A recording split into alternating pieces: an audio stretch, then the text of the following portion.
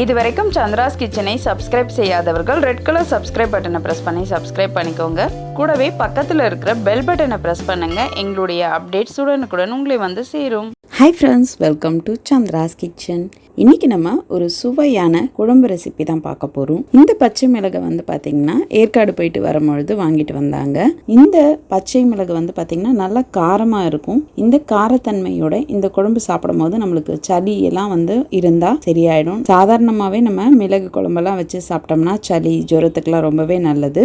இதை வந்து நம்ம பச்சையாக சாப்பிடும் போது இது இன்னுமுமே நல்லதாக இருக்குது. இந்த பச்சை மிளகு வந்து பார்த்திங்கன்னா கொடியில் வளரக்கூடியது. இந்த மாதிரி தான் இருக்கும். இதை நம்ம அப்படியே விட்டோம்னா இது மிளகா மாறிடும். இது காஞ்சதும் நம்ம வந்து கருப்பு மிளகாய் யூஸ் பண்ணுவாங்க. இந்த பச்சை மிளகை வந்து அதோடைய தண்டுல இருந்து உரிச்சு எடுத்துக்கிறேன்.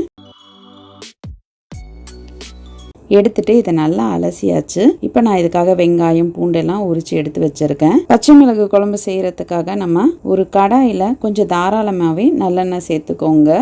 நான் வந்து நல்லெண்ணெய் ஒரு குழிக்கரண்டி அளவுக்கு எண்ணெய் சேர்த்துருக்கேன். இப்போ எண்ணெய் சூடானதும் நம்ம கடுகு 1/4 ஸ்பூன், வெந்தயம் 1/2 ஸ்பூன், அடுத்ததா சீரகம் ஒரு 1/2 ஸ்பூன் போல சேர்த்துக்கலாம். கடுகெல்லாம் நல்லா வெடிச்சு வெந்தயம் நல்லா செவந்துருச்சு. நான் வந்து பூண்டு ஒரு 12 பல் போல சேர்த்துருக்கேன். சேர்த்து இதை வதக்கியிருக்கேன். ஒரு கொத்து போல கருவேப்பிலை சேர்த்து நல்லா இதை வதக்கிடுங்க.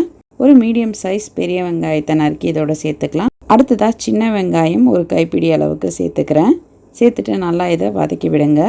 இது கொஞ்சம் வதங்கும் பொழுதே நம்ம உரிச்சு வச்சிருக்கிற பச்சை மிளகை வந்து இதோட சேர்த்துக்கலாம்.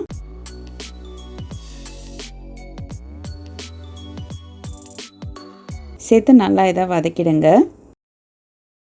1/4 ஸ்பூன் போல் மஞ்சள் தூள் சேர்த்துக்கலாம்.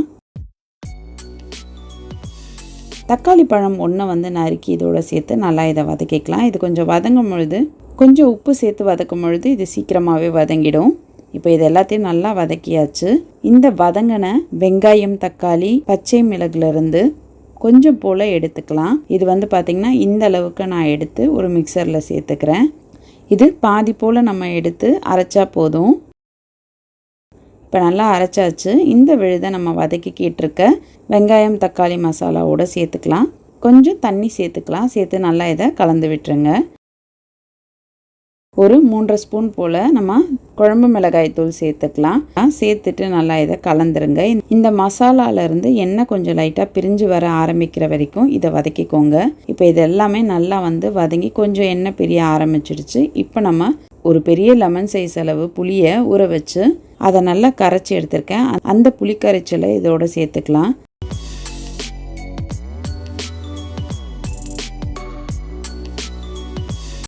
இப்போ நம்ம தேவையான அளவு உப்பும் சேர்த்துக்கலாம். சேர்த்துட்டு இதை நல்லா கலந்து விடுங்க. இது கொஞ்சம் நல்லா கொதிக்கட்டும்.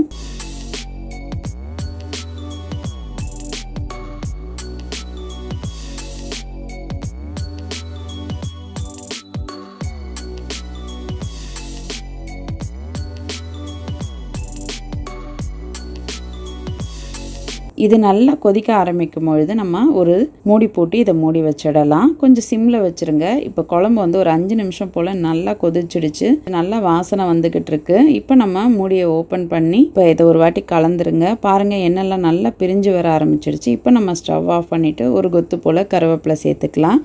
நம்மளுடைய சுவையான பச்சை மிளகு குழம்பு சூப்பராக ரெடி ஆகிடுச்சு. நீங்களும் இந்த பச்சை மிளகு குழம்பு உங்கள் வீட்டில் ட்ரை பண்ணி பாருங்கள். இது எல்லாருக்குமே ரொம்பவே பிடிச்சமானதாக இருக்கும்.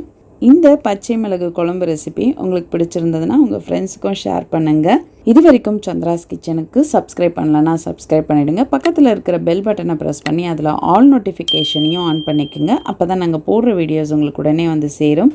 நான் இன்னொரு வீடியோவோடு உங்களை சந்திக்கிறேன். நன்றி, வணக்கம்.